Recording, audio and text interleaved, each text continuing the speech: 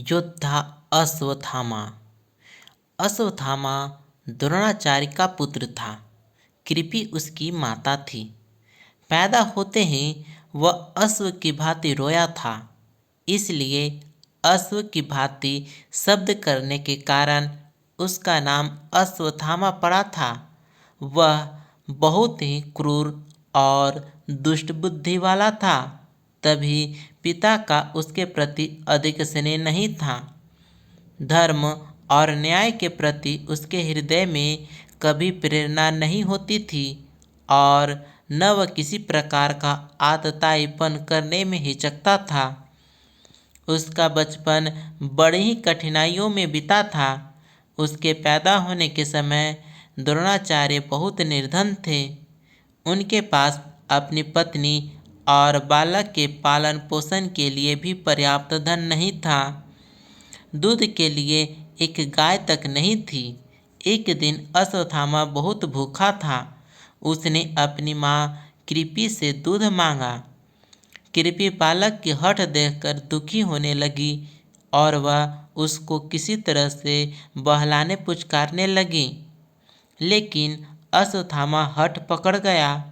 अंत में कृपि ने चावल धोकर सफ़ेद पानी बालक को पीने के लिए दे दिया। अश्वत्थामा यह जानता ही नहीं था कि दूध और पानी में क्या अंतर होता है। उसने दूध समझकर उसको पिया और उसमें से कुछ को बचाकर वह ऋषि पुत्रों को दिखाने के लिए गया। ऋषि पुत्रों ने चावल के पानी को पहचान कर अश्वत्थामा का उपहास करना आरंभ कर दिया। तब अश्वत्थामा को पता लगा कि माता ने उसे अन्य वस्तु देकर बहका दिया था। वह जाकर कृपि की गोद में रोने लगा। कैसी असह्य वेदना हुई होगी कृपि को उस समय, जबकि उसने निर्धनता के कारण अपने पुत्र से ही छल किया था। बाल्यावस्था के पश्चात यौनावस्था तो अश्वत्थामा की पूर्ण वैभव के बीच कटी थी। द्रोणाचार्य को द्रुपद का आधा राज्य मिल गया था। फिर वे पांडवों और कौरवों के गुरु हो गए थे, जिससे उनको अपार द्रव्य मिलता था। अश्वत्थामा ने एक बार कहा भी था कि मुझे किसी वस्तु का अभाव नहीं है। धन, धान्य, राज्य, संपत्ति सभी कुछ मेरे पास है। इसके पश्चात तो अश्वत्थामा का सम्मान बढ़ता ही चला गया, लेकिन महाभारत युद्ध के पश्चात फिर उसको दैव का अभिशाप सहना पड़ा। अश्वत्थामा महान योद्धा था। एक बार भीष्म पितामह ने उसकी प्रशंसा करते हुए कहा था, अश्वत्थामा महारथी है, धनुर्धरों में श्रेष्ठ, विचित्र युद्ध करने वाले और दृढ़ प्रहार करने वाले हैं। युद्ध क्षेत्र में तो साक्षात यमराज जान पड़ते हैं, किंतु उनमें एक दोष है, उनको अपना जीवन अति प्रिय है। मृत्यु से डरने के कारण वे युद्ध से जी चुराते हैं। इस कारण न तो उन्हें रथी मानता हूँ और न अतिरथी। भीष्म पितामह ने अश्वत्थामा की ठीक ही प्रशंसा की है। सचमुच वह इतना ही शूरवीर था, लेकिन मृत्यु से डरने वाला कहकर भीष्म ने उसके चरित्र पर धब्बा लगाया था, जबकि वह इतना डरपोक भी नहीं था जो मृत्यु से डरता हो। कई बार उसने युद्ध क्षेत्र में आकर शत्रु का सामना किया था। एक बार कर्ण पर ही रुष्ट होकर वह अपनी जान की परवाह न करते हुए तलवार लेकर टूट पड़ा था। एक समय की बात है, कौरवों ने विराट की नगरी पर आक्रमण करने का विचार किया। उस समय बहुत से अपशकुन होने लगे, जिन्हें देखकर द्रोणाचार्य ने कहा, इस समय हमें युद्ध करने के लिए नहीं जाना चाहिए, क्योंकि लगता है हम अर्जुन को पराजित नहीं कर पाएंगे। अर्जुन की यह प्रशंसा द्रोणाचार्य के मुंह से सुनकर कर्ण के हृदय में आग से लग गई। जब उससे यह नहीं सहा गया तो उसने द्रोणाचार्य से कटु बातें कहना आरंभ किया और साथ में अपनी वीरता का दम भी भरने लगा। इस समय अश्वत्थामा ने बिगड़कर सभी कौरवों तथा कर्ण से कहा, निर्दय दुर्योधन के सिवा कौन क्षत्रिय कपट के जुए से राज्य पाकर संतुष्ट हो सकता है? बहेलिये की तरह धोखेबाजी से धन वैभव प्राप्त करके कौन अपनी बड़ाई चाहेगा? क्या तुमने जिन पांडवों का सर्वस्व छीन लिया है उनको कभी आमने सामने युद्ध में हराया भी है? किस युद्ध में पांडवों को परास्त करके तुम द्रौपदी को सभा में घसीट लाए थे? कर्ण, तुम आज अपनी वीरता का दम भरते हो। मैं कहता हूँ अर्जुन बल और पराक्रम में तुमसे कहीं अधिक श्रेष्ठ है।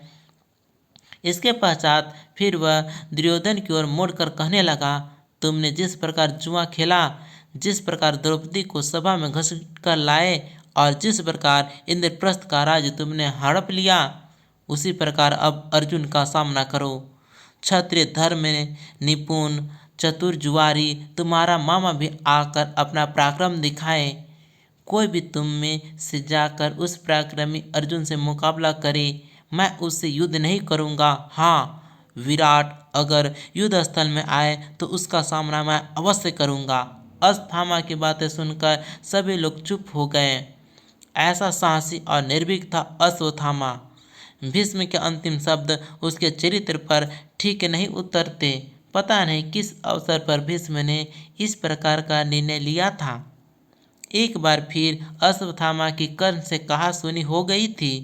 जब द्रोणाचार्य कौरवों की सेना के सेनापति थे, तब पांडवों की सेना का वेग देखकर दुर्योधन ने कर्ण से कहा था, वीरवर कर्ण, तुम मेरे मित्र हो। देखो कौरव सेना का किस बुरी तरह से पांडव संहार कर रहे हैं। यही मित्रता का परिचय देने का उचित अवसर है। कुछ करके दिखाओ। दुर्योधन की बातें सुनकर कर्ण अपने पराक्रम की डिंग हाँकने लगा। वह कहने लगा, अर्जुन मेरे सामने आकर क्या युद्ध करेगा? उसको तो मैं क्षण भर में परास्त कर सकता हूँ। उसकी क्या सामर्थ्य कि मेरे तीक्ष्ण बाणों का सामना कर पाए। मैं उसको युद्ध स्थल में धराशायी करके अपनी सच्ची मित्रता का परिचय दूंगा। कृपाचार्य कर्ण की ये बातें सुन रहे थे। उन्हें बहुत बुरा लग रहा था। उन्होंने इस दम के लिए कर्ण को फटकारा भी। उन्होंने कर्ण को बुरा भला भी कहा, यहाँ तक कि उन्होंने कह डाला कि अगर अब की बार जीभ चलाई तो इसी तलवार से काट दूंगा। कृपाचार्य अश्वत्थामा के मामा थे और वैसे भी कौरव पांडवों के गुरु थे और वृद्ध पुरुष थे। इसी कारण अश्वत्थामा उनका अपमान न सह सका। उसने क्रोधावेश में आकर कर्ण से कहा, सुतपुत्र, तू बड़ा अधम है। अपने सामने किसी को कुछ समझता ही नहीं, स्वयं अपने मुंह से अपनी बड़ाई करता है। जिस समय अर्जुन ने जयद्रथ को मारा था, उस समय तेरी वीरता कहाँ सो रही थी? अगर सच्चा सूरवीर था तो उस समय आकर पराक्रमी अर्जुन का सामना करता और उसको धराशायी करके जयद्रथ के प्राण बचाता। ये कटु वचन सुनकर कर्ण को गुस्सा आ गया। वह उठ खड़ा हुआ। इधर अश्वत्थामा भी तलवार खींचकर उस पर झपट पड़ा। उस समय झगड़ा बढ़ते देख दुर्योधन और कृपाचार्य ने आकर बीच बचाव कर दिया। दुर्योधन ने दोनों को समझाया और कहा, सूरवीरों, तुम ही तो मेरी शक्ति हो। फिर इस तरह आपस में लड़कर इस शक्ति को क्यों नष्ट करना चाहते हो? इस घटना को देखने से पता चलता है कि अश्वत्थामा बड़े खरे स्वभाव का था। वह चाटुकारिता में विश्वास नहीं करता था। दुर्योधन तक को अपशब्द कहने में वह नहीं डरता था। फिर कैसे कह सकते हैं कि अश्वत्थामा कायर था? लेकिन बाद में चलकर तो उसने चोरी की तरह इस प्रकार के आतताई जैसे कर्म किए कि उनसे उसकी सारी शूरता पर पानी फिर गया और वह घृणित और क्रूर समझा गया। उसने द्रौपदी के 5 पुत्रों को उस समय मारा था जब वे अचित सो रहे थे। लेकिन क्यों वह इतना क्रूर और बर्बर पिशाच जैसा हो गया, उसके पीछे कारण है। उसके पिता की हत्या भी अन्यायपूर्वक हो गई थी। जब द्रोणाचार्य ने धर्मराज युधिष्ठिर से मुंह से यह सुन लिया था कि अश्वत्थामा मारा गया, तो उन्होंने शस्त्र त्याग दिए और योग धारण करके अपने रथ पर बैठ गए। तभी धृष्टद्युम्न ने आकर उनका सिर काट डाला। द्रोणाचार्य को अपने किए का फल मिला था, क्योंकि उन्होंने भी तो निहत्थे अभिमन्यु का इसी प्रकार वध करवाया था। लेकिन जब अश्वत्थामा को पिता के इस प्रकार अन्यायपूर्ण वध की बात मालूम हुई तो उसको बड़ा दुख हुआ और उसने क्रोध में जलकर पांडवों और पांचालों को नष्ट कर डालने की प्रतिज्ञा कर डाली। दुर्योधन ने उसे और भी इसके लिए उत्तेजित किया। अश्वत्थामा को युधिष्ठिर पर भी बड़ा क्रोध आ रहा था, क्योंकि वह उस व्यक्ति से कभी भी ऐसे झूठ की आशा नहीं करता था। उसने उसी क्षण अपनी भुजा उठाकर कहा, आज इस अन्याय के बदले पांडवों के 100 पृथ्वी पर पड़े मिलेंगे। मैं नारायणास्त्र का प्रयोग करूंगा, जिसे मेरे सिवा और कोई नहीं जानता। उसी के द्वारा मैं आज शत्रु के सारे गर्व को चूर करूंगा और उनको सदा के लिए इस पृथ्वी को मिटा दूंगा। दूसरे दिन अश्वत्थामा ने उसी नारायणास्त्र का प्रयोग कर दिया। पांडवों की सेना में उसके कारण हाहाकार मच उठा। असंख्य वीर योद्धा छत होकर पृथ्वी पर गिर पड़े। उस अस्त्र को रोकने की किसी में भी सामर्थ्य नहीं थी। इधर पांडवों के बीच द्रोणाचार्य की मृत्यु पर आपसी विवाद उठ खड़ा हुआ था। इस प्रकार अन्यायपूर्वक गुरु का मारा जाना अर्जुन और सात्यकी को अच्छा नहीं लगा। वे दोनों धृतराष्ट्र को बुरा कहने लगे। गुरु की मृत्यु का उन्हें बड़ा शोक हुआ। यहाँ तक कि सात्यकी को गदा तान कर धृतराष्ट्र को मारने के लिए आगे बढ़ आया। उस समय श्री कृष्ण का संकेत पाकर भीमसेन ने जाकर उसे किसी तरह रोका, क्योंकि इधर तो अश्वत्थामा पांडव सेना का संहार करता हुआ आ रहा था और उधर आपस का झगड़ा बढ़ता चला जा रहा था। इस सबसे सर्वनाश की आशंका थी। गुरु की हत्या के लिए किसी ने तो स्वयं युधिष्ठिर तक को दोषी ठहराया। तब धर्मराज ने आवेश में आकर धृतराष्ट्र से कहा, तुम पांचालों की सेना लेकर भाग जाओ। वृष्णि, अंधक आदि वंशों के यादवों के साथ सात्विक चले जाएं। श्री कृष्ण अपनी रक्षा आप कर लेंगे, अन्यथा सैनिक युद्ध बंद कर दें। मैं भाइयों के साथ जलती आग में भस्म हो जाऊंगा। मैंने झूठ बोलकर आचार्य का वध करवाया है, इसी कारण तो अर्जुन मुझ पर रुष्ट है। इससे तो मैं अपनी जान देकर अर्जुन को सुखी करना चाहूँगा। भला आचार्य ने हमारे साथ क्या कम बुरा सलूक किया था। अनेक महारथियों ने अकेले अभिमन्यु को निहत्थे करके आचार्य के सामने ही मार डाला था। द्रौपदी की दुर्गति भी इन्हीं के सामने हुई थी। दुर्योधन के थक जाने पर आचार्य ने ही उसे अभेद कवच बांधकर हम लोगों पर आक्रमण करने भेजा था। जयद्रथ की रक्षा करने में उन्होंने क्या कुछ नहीं उठा रखा था। मेरी विजय के लिए प्रयत्न करने वाले सत्यजित आदि पांचालों और उनके भाई बंधुओं के प्राण आचार्य ने ही ब्रह्मास्त्र चलाकर लिए थे। कौरवों ने जब हमें अदमपूर्वक बाहर निकाल किया था, तब भी आचार्य ने हमें सामना करने से रोका था। भला आचार्य ने हमारा कौन सा उपकार किया। युधिष्ठिर के आवेश को देखकर सभी योद्धा एक साथ थम से गए। ठीक ही कहा था धर्मराज ने, क्योंकि द्रोणाचार्य यद्यपि थे तो गुरु, लेकिन कुटिलता और क्रूरता उनमें भी थी। पक्षपात भी उनके अंदर था। युधिष्ठिर के आवेश में समय बीतता रहा और अश्वत्थामा द्वारा छोड़ा हुआ नारायणास्त्र और भी प्रचंड होता गया। तब श्री कृष्ण ने सभी सैनिकों को युद्ध करने से रोककर कहा, वीरों, यह नारायणास्त्र अति प्रचंड है, इसका सामना कोई नहीं कर पाएगा। अतः तुम सभी शस्त्रास्त्र रख कर अपने वाहनों से उतर पड़ो। पृथ्वी पर लेट जाने से तुम इस प्रचंड अस्त्र की मार से अपने आप को बचा सकोगे। यदि कोई वीरता का दम भरकर इस अस्त्र का सामना करने का प्रयत्न करेगा तो यह और भी अधिक प्रबल हो जाएगा। श्री कृष्ण की बात मानकर सभी योद्धा अपने अपने वाहनों से उतरकर पृथ्वी पर लेट गए, लेकिन भीमसेन के मस्तिष्क में श्री कृष्ण की बात नहीं बैठी।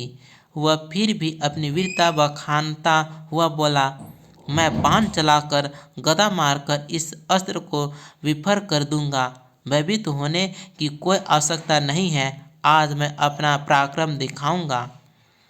उसने अर्जुन से भी गांडी उठाने के लिए कहा, लेकिन अर्जुन ने कह दिया कि वह गौ, ब्राह्मण और नारायणास्त्र के विरुद्ध गांडीव का कभी प्रयोग नहीं करेगा। अर्जुन की बात सुनकर भीमसेन क्रुद्ध होकर अश्वत्थामा की ओर झपटा। उसने बाण वर्षा से अश्वत्थामा का रथ छिपा दिया, लेकिन इससे नारायणास्त्र और भी अधिक प्रचंड हो गया। उस समय अर्जुन और श्री कृष्ण ने आकर भीमसेन के हाथ से अस्त्र छीने और उसको रथ से उतार लिया। इसके पश्चात नारायणास्त्र शांत हुआ और इस तरह पांडवों का सर्वनाश होते होते बच गया। नारायणास्त्र के शांत हो जाने पर दुर्योधन ने फिर अश्वत्थामा से उसी अस्त्र के प्रयोग के लिए कहा था, लेकिन अश्वत्थामा ने दोबारा उसे नहीं चलाया। उसके बाद उसने पांडव सेना से भीषण युद्ध किया और उस बीच उसने अमोघ आग्नेयास्त्र का प्रयोग किया। उसका विचार अर्जुन और श्री कृष्ण सहित सारी पांडव सेना को नष्ट कर देने का था, लेकिन अर्जुन ने शीघ्र ही ब्रह्मास्त्र का प्रयोग करके उस अस्त्र को शांत कर दिया। किंतु फिर भी क्षण भर में ही आग्नेयास्त्र पांडवों की एक अछिमिनी सेना को तो भस्म कर गया। जब अश्वत्थामा का कुछ भी वश नहीं चला तो वह निराश होकर युद्ध भूमि से लौट पड़ा और धनुर्विद्या की निंदा करने लगा। रास्ते में उसे महर्षि व्यास मिले। उन्होंने उसे बहुत समझाया और कहा, नादान, अर्जुन और श्री कृष्ण को मारने की सामर्थ्य किस में है, जो तू व्यर्थ अपनी निष्फलता पर इतना खेद करता है। व्यास जी के समझाने से अश्वत्थामा के हृदय का संताप मिट गया। महाभारत युद्ध के अंत में हमें अश्वत्थामा मिलता है। कौरव वंश के सभी प्रमुख योद्धा धराशायी हो चुके थे, केवल दुर्योधन शेष था। अंतिम सेनापति वही था। पांडव सेना बड़ी वेग से बढ़ रही थी। उसकी मार से घबराकर कौरव सेना पीछे भागने लगी। यहाँ तक कि दुर्योधन के भी पैर उखड़ गए थे। वह भी जाकर द्वैपायन सरोवर में छिप गया था। चारों ओर पांडव वीर दुर्योधन को खोजने लगे और जब उनको पता चला कि वह तो जाकर सरोवर में छिप गया है तो सरोवर के किनारे पहुंचकर उन्होंने दुर्योधन को कायर कहकर ललकारना प्रारंभ किया। दुर्योधन चुनौती सुनकर बाहर निकल आया और भीमसेन से उसका गदा युद्ध हुआ। उस युद्ध में भीमसेन ने कृष्ण के इशारे से उसकी जांघ पर गदा मारी, जिससे वह आहत होकर पृथ्वी पर गिर पड़ा, लेकिन यह कार्य युद्ध के नियमों के विरुद्ध था। भीमसेन के इस अन्याय को देखकर अश्वत्थामा को बड़ा क्रोध आया। दूसरी बार फिर उसने पांडवों का अन्याय देखा था। दुर्योधन असह्य पीड़ा से कराहता हुआ पृथ्वी पर पड़ा था। उस समय कृतवर्मा और कृपाचार्य भी वहां उपस्थित थे। सभी को इस अन्याय पर क्रोध आ रहा था। अश्वत्थामा से नहीं सहा गया तो उसने हाथ उठाकर प्रतिज्ञा की कि वह पांडवों का इसी प्रकार नाश करके ही संतोष की सांस लेगा। दुर्योधन ने अश्वत्थामा की प्रतिज्ञा सुनी तो उसे ऐसा लगा कि मानो अभी कौरव पक्ष में और जान बाकी थी। तुरंत ही उसने कृपाचार्य से कहकर अश्वत्थामा का सेनापति पद पर अभिषेक करा दिया। अश्वत्थामा ने इस उत्तरदायित्व को संभाल तो लिया, लेकिन अब सेना भी तो नहीं बची थी। इसलिए अपना वचन पूरा करने के लिए उसे अपनी शक्ति का ही भरोसा था। वहाँ से तो अश्वत्थामा, कृपाचार्य और कृतवर्मा तीनों व्यक्ति वन की ओर चले गए, क्योंकि उनके ठहर जाने पर पांडवों के आमने सामने युद्ध होने की आशंका थी, जिसके कारण पर्याप्त शक्ति उनके पास नहीं थी। अश्वत्थामा वन के एकांत में पांडवों से किसी प्रकार बदला चुकाने की बात सोचने लगा। एक तो पिता का वध और फिर उस राजा का अन्यायपूर्वक वध, जिसके लिए उसने अपने जीवन को समर्पित कर दिया था, उसके हृदय को और भी अधिक उत्तेजित करने लगा। वह किसी प्रकार पांडवों का सर्वनाश कर डालना चाहता था, लेकिन इतनी शक्ति न होने के कारण कोई ठीक योजना नहीं बन पाती थी। सोचते सोचते रात हो गई, लेकिन फिर भी उसको नींद नहीं आई। जब रात के 1-2 पहर निकल गए तो उसने देखा कि उसी बरगद के पेड़ पर उसके नीचे वह लेटा हुआ था। एक उल्लू आया और सोते हुए कौवों का शिकार करने लगा। कौवों के बीच कोलाहल मच गया, लेकिन उल्लू ने बहुत से कौवों को मार दिया। अश्वत्थामा यह सब कुछ देखता रहा। तभी उसके मस्तिष्क में एक विचार आया कि यदि वह पांडवों से आमने सामने आकर मुकाबला करेगा, तब तो वह उनको पराजित न कर सकेगा और न उनकी कोई विशेष हानि हो सकेगी। इसलिए जिस प्रकार अकेले उल्लू ने आकर नींद में असावधान कौवों को मार मार कर फेंक दिया है, उसी प्रकार यदि वह भी जाकर पांडवों का रात्रि के समय संहार करे तो उसकी प्रतिज्ञा पूर्ण हो सकती है। यद्यपि रात्रि में सोए हुए शत्रु पर आक्रमण करना युद्ध के नियमों के विरुद्ध था, लेकिन अश्वत्थामा तो इन नियमों का उल्लंघन पांडवों की ओर से देख चुका था। इसलिए उसने इसकी तनिक भी चिंता नहीं की और इसी प्रकार पांडवों को नष्ट करने का दृढ़ निश्चय कर लिया। प्रातःकाल उसने कृपाचार्य और कृतवर्मा को अपनी यह योजना बताई, लेकिन उन दोनों ने इसका विरोध किया। कृपाचार्य धर्म और नीति की बातें करने लगे। इस पर अश्वत्थामा को क्रोध आ गया और वह दोनों को बुरा भला कहने लगा। अंत में दोनों को उसकी बात माननी पड़ी। तीनों अपने शिविरों में पूरी तरह दृढ़ होकर पांडवों के शिविर में पहुंच गए। अश्वत्थामा एकाएक सोती हुई पांडव सेना पर टूट पड़ा। अनेक को उसने अपनी तलवार से मौत के घाट उतार दिया और जो घबराकर बाहर भागते थे उनको कृपाचार्य और कृतवर्मा मार डालते थे।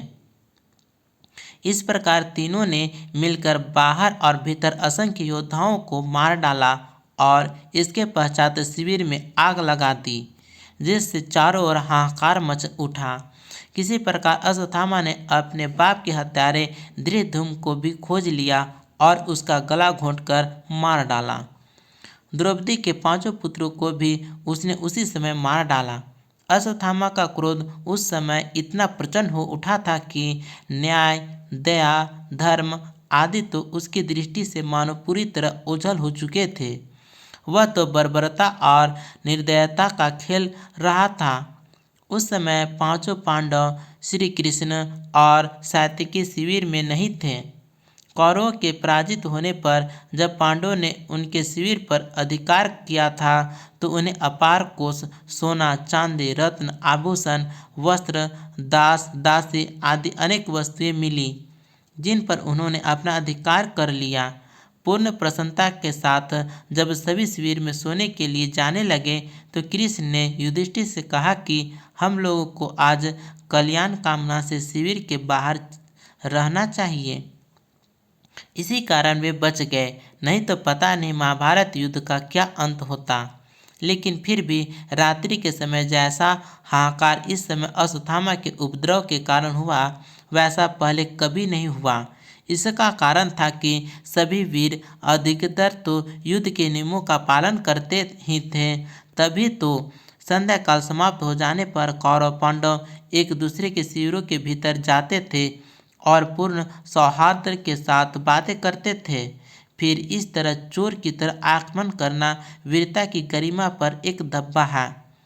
क्षत्रिय कभी भी इस तरह शत्रु का संहार करके गर्व अनुभव नहीं करता, लेकिन अश्वत्थामा ने किसी प्रकार अपना बदला चुका लिया और यह भीषण हाहाकार मचाकर वह दुर्योधन के पास पहुंचा और कहने लगा, दुर्योधन, मैंने तुम्हारे प्रति किए अन्याय का बदला पांडवों से चुका लिया है।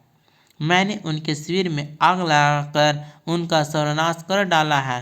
5 पांडव श्री कृष्ण और सात्यकी तो अवश्य बच रहे हैं, क्योंकि वे शिविर में नहीं थे। बाकी सभी को मैंने यमलोक पहुंचा दिया है। वीरवर, अब संतोष धारण करो। मनुष्य तो क्या, पशु और पक्षियों तक को मैंने शिविर में मार डाला है। पांडव अपनी विजय पर खुशियां मना रहे होंगे, लेकिन जब इस सर्वनाश की बात सुनेंगे तो वे अपनी सारी खुशी भूल जाएंगे। अश्वत्थामा की यह बात सुनकर दुर्योधन मानो असह्य पीड़ा की मूर्छा से जाग पड़ा। उसने अश्वत्थामा की प्रशंसा करते हुए कहा, वीर अश्वत्थामा, आज तुमने मेरी आत्मा को संतुष्ट किया है।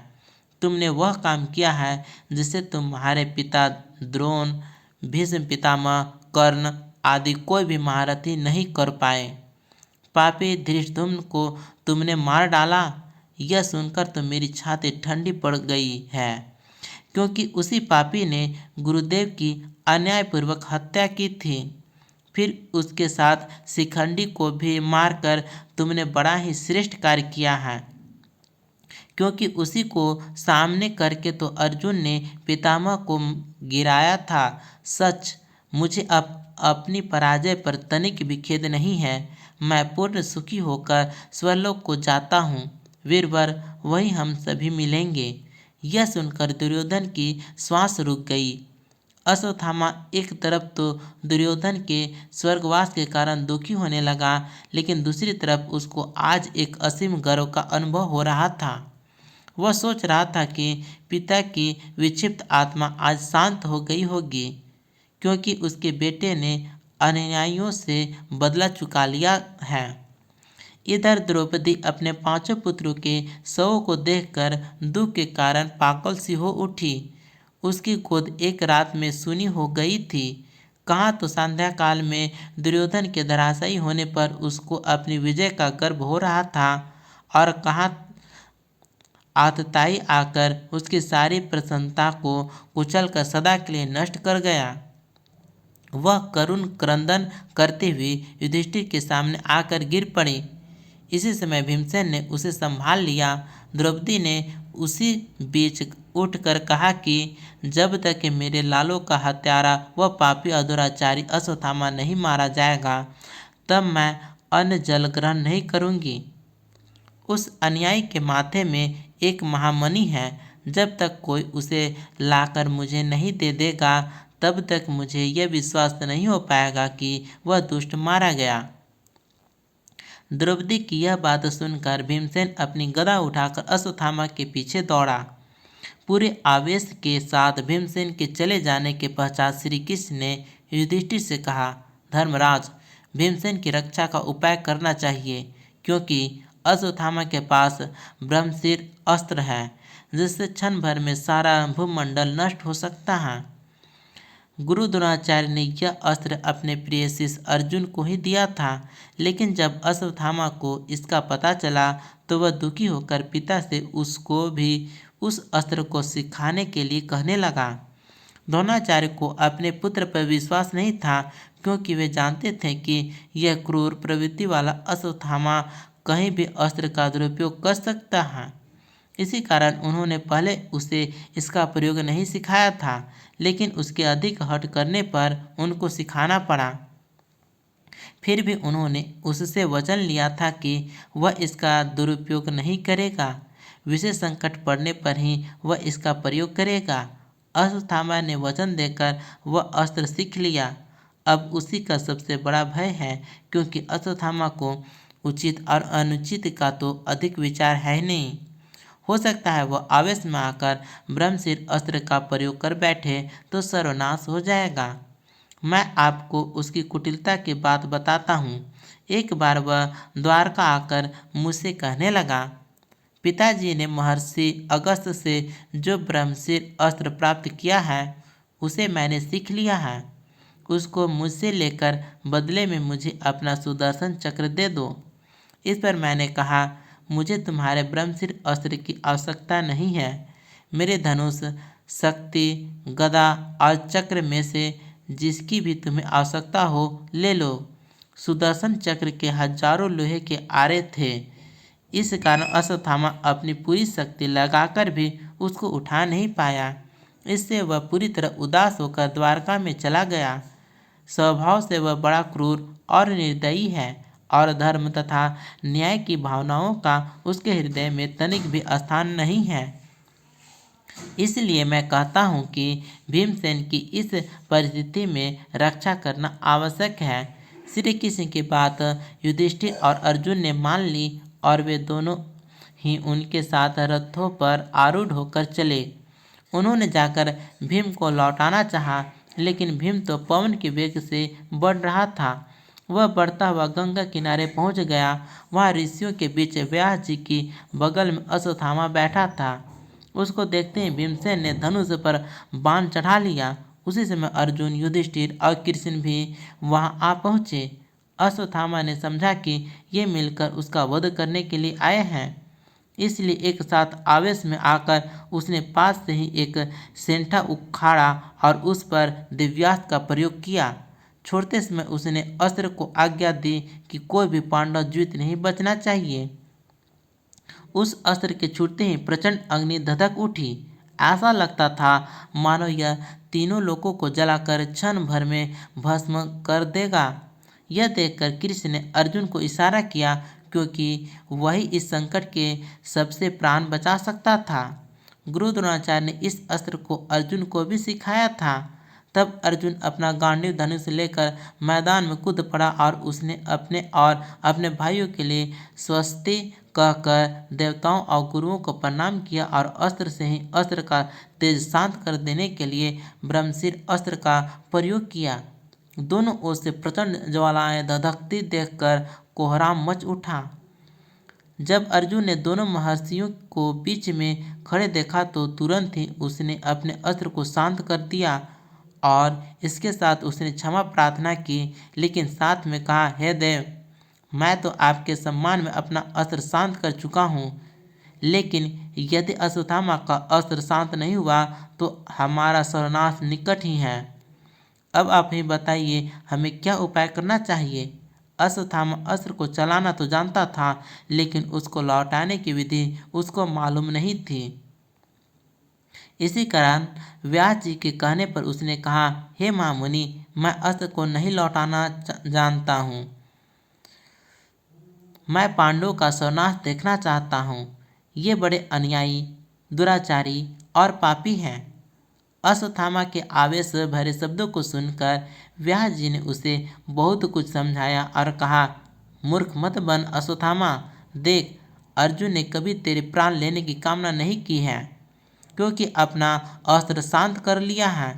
इसलिए अपने हृदय की सारी कलुष भावना हटाकर अपना अस्त्र शांत कर दे।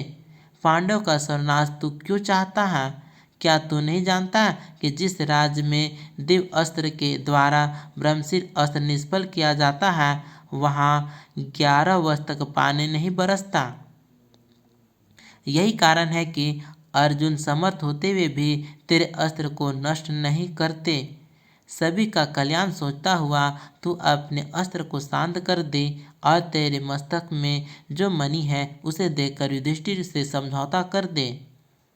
इस पर अश्वत्थामा बोला, हे महर्षि, यह मणि तो संसार में अद्वितीय है। कहीं भी इस प्रकार की मणि नहीं मिल सकती।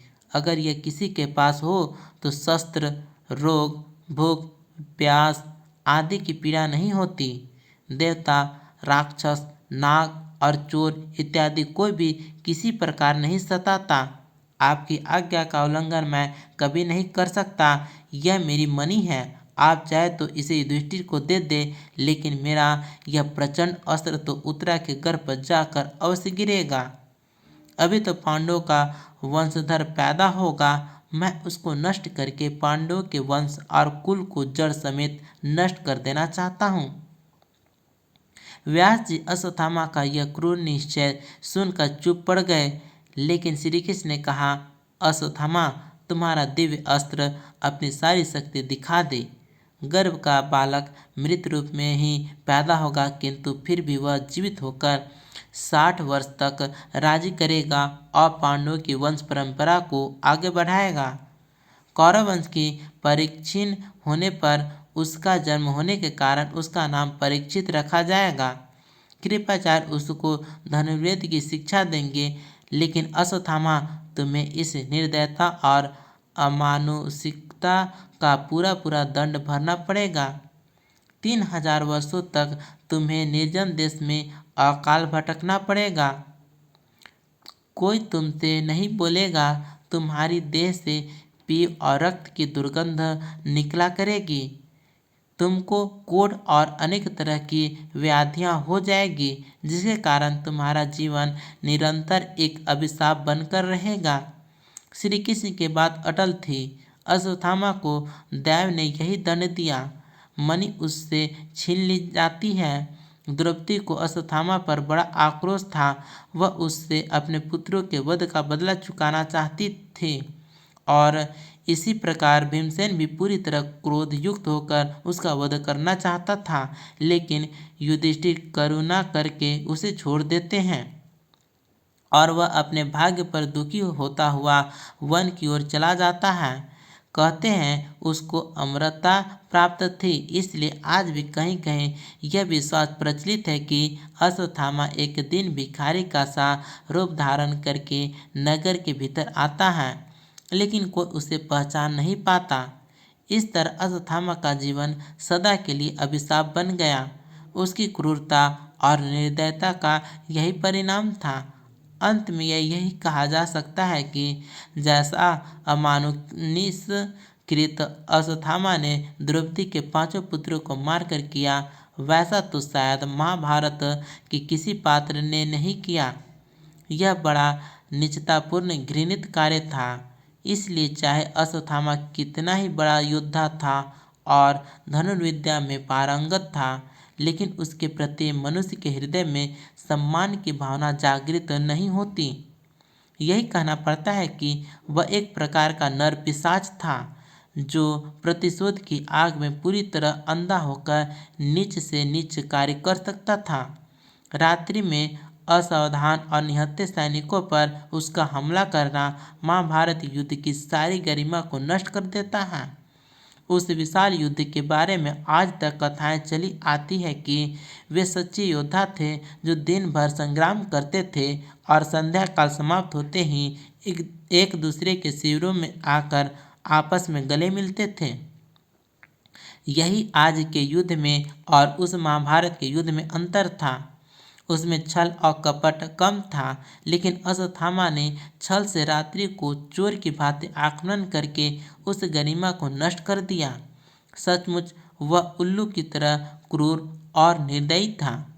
तो वीडियो देखने के लिए आपको तहे दिल से शुक्रिया, थैंक यू। यदि आपको यह वीडियो अच्छा लगा तो लाइक करें और अपनी राय हमें कमेंट में ज़रूर दें, और यदि नए हैं तो इस चैनल को सब्सक्राइब ज़रूर करें। मिलते हैं अगले वीडियो में। थैंक यू, धन्यवाद।